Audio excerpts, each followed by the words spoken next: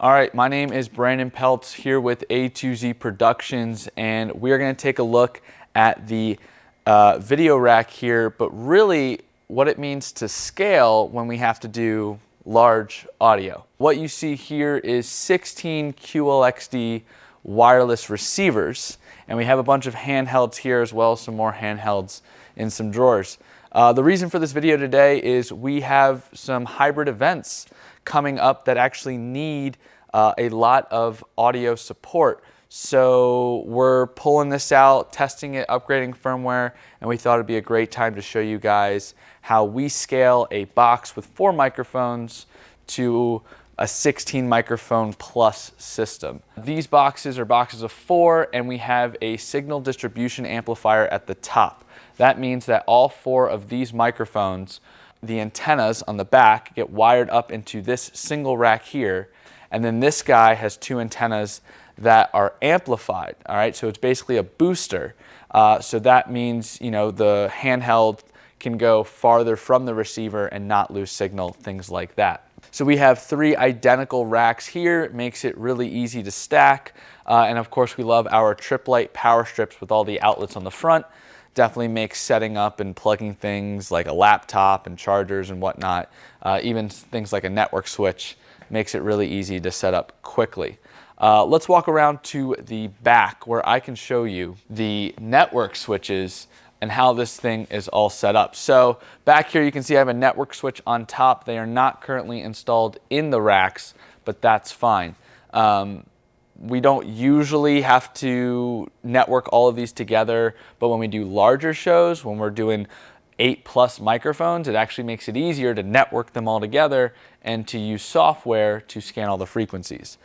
The way this works is they're all networked in. So I have a total of 3 network switches here. They're just little TP-Link 8-port network switches, nothing fancy, unmanaged, right? So they all have a Ethernet cable plugged into the back of each receiver, all right, as well as the ones inside the rack here. Then all of that goes to a single network cable that gets plugged into my laptop. The key for networking all of these together is speed. Once you network them all in, you can then monitor all 16 of them through the software, scan frequencies. It just speeds up the whole process if you can connect to all of them at once versus individually. All right, so Wireless Workbench 6. It's the most up-to-date software from Shure. Now, I should tell you that unless you have capable mic receivers like the QLXD or the ULXD series, probably some other series as well, maybe the SLX digital series, you'll not be able to use Wireless Workbench because you need to network into the receiver and not all of their models. Usually the cheaper models don't have that capability. What you see here is Wireless Workbench, and we are in the inventory tab. Right here I can see all 16 of my microphones, and you can see that they're all labeled individually and things like that. This is great. It just means I'm connected to all of them and I can see status and whatnot. I can see what group and channel they're on or the frequency in particular. But what's cool is when we can start getting fast with everything and scan all of the frequencies, set them all with just a few clicks. So that's over here in this other tab called Frequency Coordination. And so what you want to do is you could pick any of these microphones here on the side. I can't make that bigger, but I could pick all of them. I could pick one of them because they're all on the same band, the GH50 band, I believe. Yeah, the H50 band. I don't need to select all of them to scan. I can just pick one specific receiver, scan all the frequencies that are in its range, and then use that data to set frequencies for all the other mics. So I'm just going to select one here, and I'm going to go down. I'm going to hit scan with one source. All right, so you see the software taking place, and it's actually scanning through, let's see, what is that? 534 megahertz, I believe. It might be millihertz, but megahertz, all the way up to 598 megahertz. So it's scanning for open, it's actually right now just scanning to see what's out there, what it's picking up, what it can see and hear.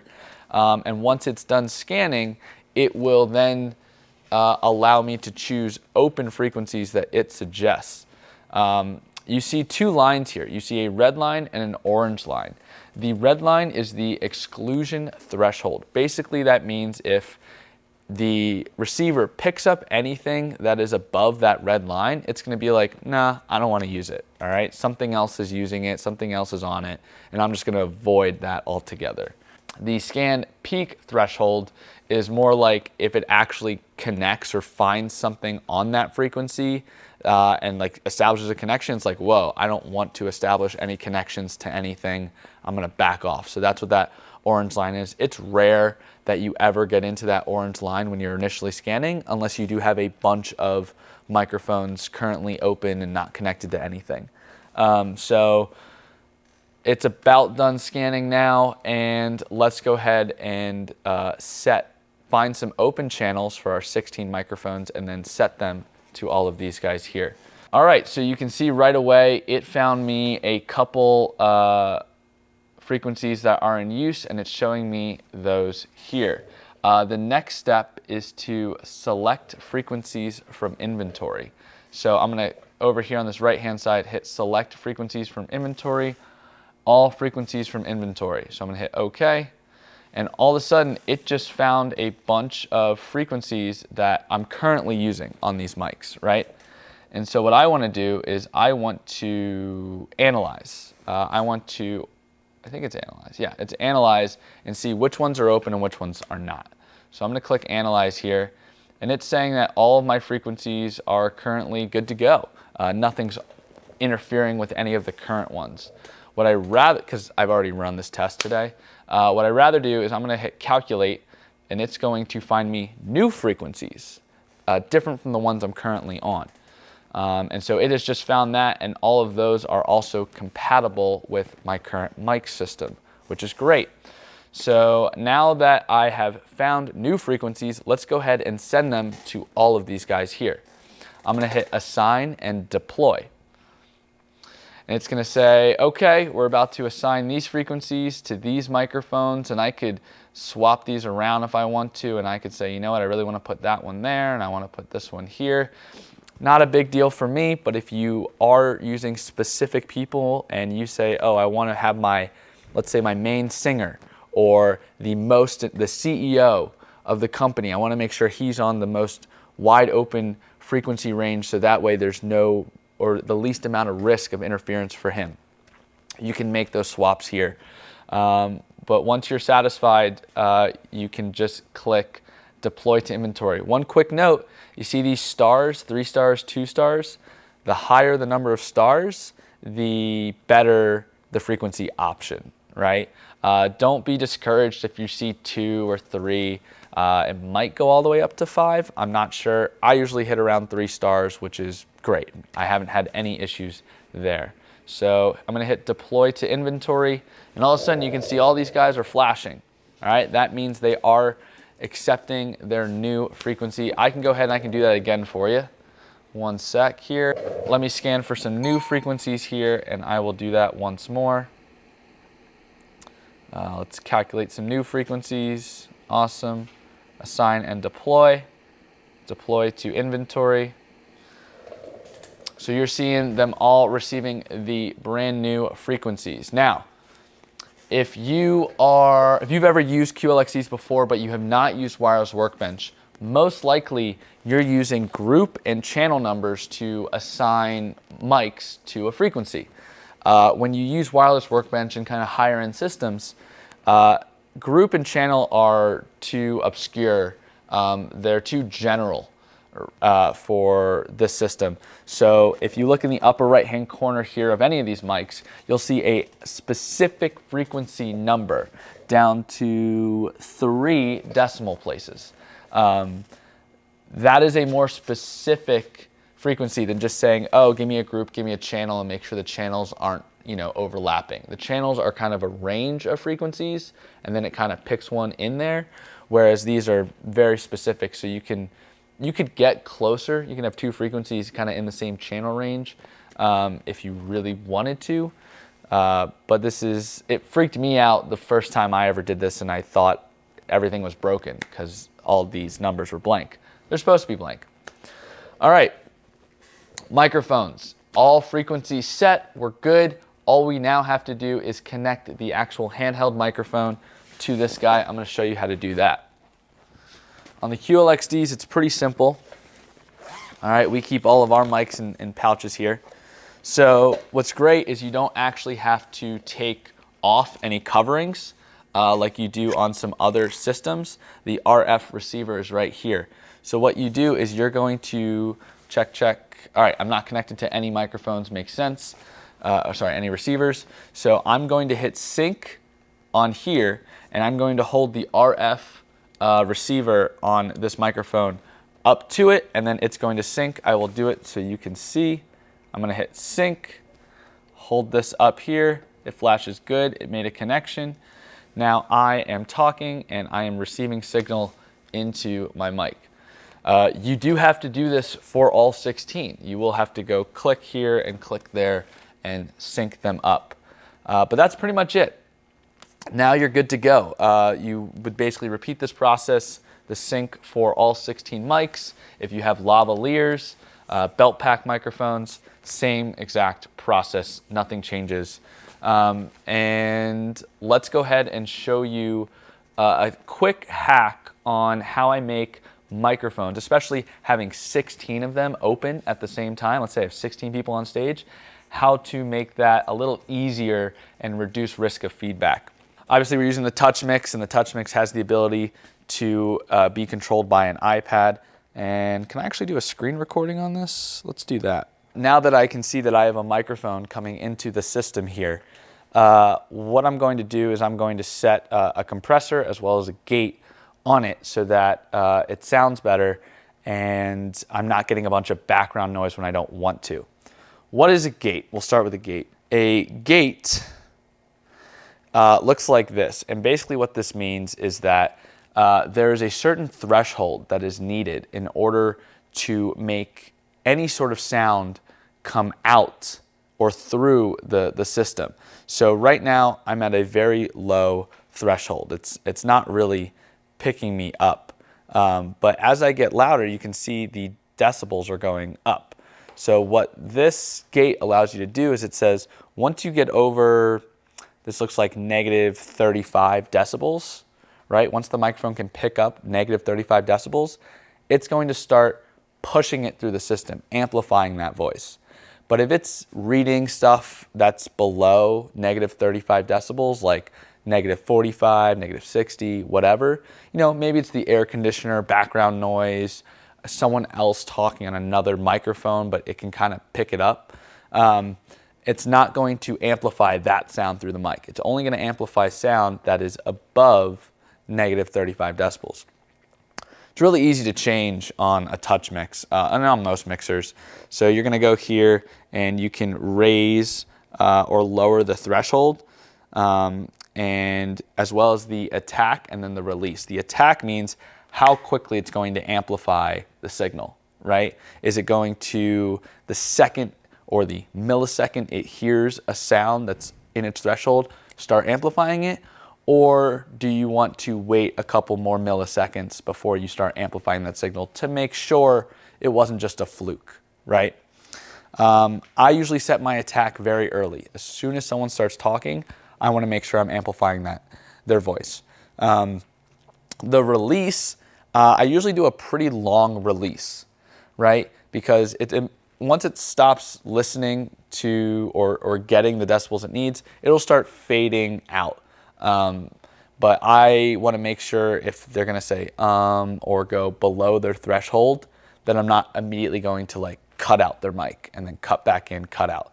So that's why I have the threshold, attack, and release set where I do. Don't worry too much about the attenuation. It really is just for like once they stop talking, how long are you going to hold on before you actually cut off like altogether. The release is going to fade it down.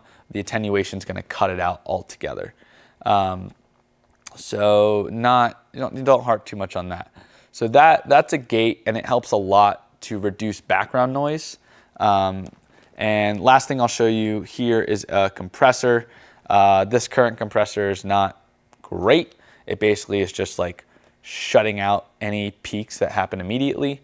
So I don't know, the compressor that I would set would probably have a higher threshold like this, probably something closer to that. That ratio seems like a lot. Again, I would be listening to how this actually sounds, but this might look like a compressor that I would set. It basically is going to avoid peaks or really loud noises right off the bat. If someone immediately starts screaming in, it's going to suppress that immediate like loudness and then slowly bring it up. It's so you can reduce, big pops and yells or dropping a mic and things like that. It just helps to makes it sound a little nicer and doesn't hit you in the face as much. If you want to learn more about, settings on a touch mix mixer, how we EQ our mics out and things like that, how we reduce feedback, a gate is a great way to do that, but when you get into an EQ, again, that's a whole separate video worth of stuff. We can kind of talk about that and walk through that. But that is that's that for the system here. This was definitely more based on audio and how we kind of scale audio when we do a gig. I know I'm going to get questions about this, so let me cover it. Okay, Brandon, that's great. You have everything coming into your mixer. How do you get that sound going into your ATEM Extreme so you can then stream it? And we can see here, if I talk on this mic, I don't currently have anything going into the ATEM here. And so one reason is because I don't actually have the mix pulled up. What I do is I come out of this board 1/4 inch, which is actually this cable right here. Okay, so that's a 1/4 inch connector to a 3.5 millimeter adapter, right? And then I have this red 3.5 millimeter. This is actually a monster cable, all right? So I have that guy plugged into an aux output. And the reason I have it as an aux output is because sometimes I want to send a different, maybe a boosted signal to the ATEM separate from, let's say, speakers I have in the room. So my main mix is for the room. It's for the speakers in the room, the live in-person audience. Then I have an aux, usually set to post fader, which means that anything I do on my main mix is going to happen to my sub mix, my aux out, and that then routes to the ATEM Mini Extreme here. Now, I did have to pull this Extreme out, and I'm actually missing the cable, so I'll just pull that through here. It's usually all wired underneath, but this is the cable. This is the cable that routes all of the audio going into this touch mix into the ATEM Extreme. I just plug this into mic 1. And then I make sure that in my settings, I actually have a line level going into mic 1. And now you can see I actually do have levels coming in. It seems pretty hot, right? And there's a couple ways I can turn that down. I can turn that down on the mic itself, right? And so now it's not coming in as hot. I could turn it down on the aux output I have here. I have mine labeled as ATEM Mix, and I could pull the master down there, and you can see that I have less levels going in. I could boost the signal here. I always try to keep everything at unity as much as possible. Unity just means 0 decibels. And so if I'm getting clean audio in at unity, I love it. I'm good to go. By the way, if you're doing recording, if you're new to the ATEM recording stuff, keeping your levels in the yellow, like barely tapping the red, that's a great place to keep it. My background from live events audio was not to have it in the yellow or red. Yellow or red meant that you were like getting close to blowing the speaker, peaking, things like that. But in broadcast audio, you want to keep it in the yellow. I've definitely started out keeping things in the green, and the audio is just way too low. You couldn't hear enough. I do have 4 XLR channel snakes for all these guys to keep things clean. So that's how that, and we have a lot of standardization going on. We have our colors that are always in the same order every time, makes things faster. The magnet mounts help for standardization, more hacks. Oh, a new hack that we're doing is because we're doing a lot more outdoor events because of COVID. So over here, we have a battery. Usually we run generators, and we have a lot of generators up on the shelves in our warehouse. Yes, we're in our warehouse. You probably noticed from the beginning. And so this battery, I'm doing a stress test on it now, just seeing how long it can run a simple mic system, no speakers, nothing like that. If we're, out where there's no power, outdoors, parking lots, things like that, we do have battery-powered speakers that we can run wirelessly with our in-ear monitors, but we just want to make sure we can run our house system. This guy has another 9.2 hours left of runtime on it, and it's at 56%. I started today at around 6 a.m. and it said 20 hours at 100%. So that sounds great to me. I'm not pulling a lot with these microphones, but this battery, this is a Yeti 3000X made by Goal Zero. Pretty much a plug and play unit. It is super expensive for what it is. It's not necessarily the best possible thing you could buy. However, it is very simple. It's plug and play, has a lot of really cool features as well as an app to connect to it so you can monitor levels and see things like that. A legitimate display, so not like a couple dots, but like it actually tells me 9.2 hours left. It shows me a battery percentage. It shows me what my input and output wattage is. Even lots of cool tricks and tips like, hey, it can be more efficient when plugging in a laptop or something because it has the USBs right on the front, DC versus AC power. So this is going to be super cool. It's going to be something that we bring with us when we know ahead of time we're going to need to have a battery backup. Maybe we just have it on certain gigs just in case, especially if we have any outdoor sets. This will definitely run like a speaker or two. If we have a satellite speaker that we want to run completely wirelessly that isn't battery powered, this thing will work. So pretty small, pretty compact, very powerful, very happy with it. And yeah, so I'm gonna run it to maybe about 20%. You shouldn't run these things to 0. So I'm just gonna run it decently low and then charge it back up. All right, I just want to give a huge shout out to Randy over at Chuck Levin's Washington Music Center right here in Maryland/DC, Virginia area. Pretty much all the gear you see here, we've probably obtained it from them. They have awesome prices and they always take really good care of us. Just want to give them a huge shout out. We will put a link to their store below and feel free to hit them up whenever you need stuff like this. If you guys have any questions about anything you've seen here, please just go ahead and put it in the comments below. I hope you enjoyed all the tech talk. I can totally nerd out about these things pretty much all the time. Wireless Workbench 6, if you have questions, again, put in the comments. We might do a whole video on that. And that's how we kind of scale our systems here for when we do larger gigs versus smaller gigs. So I hope you enjoyed. I'm Brandon from A to Z Productions. Thanks so much. Feel free to subscribe if you want.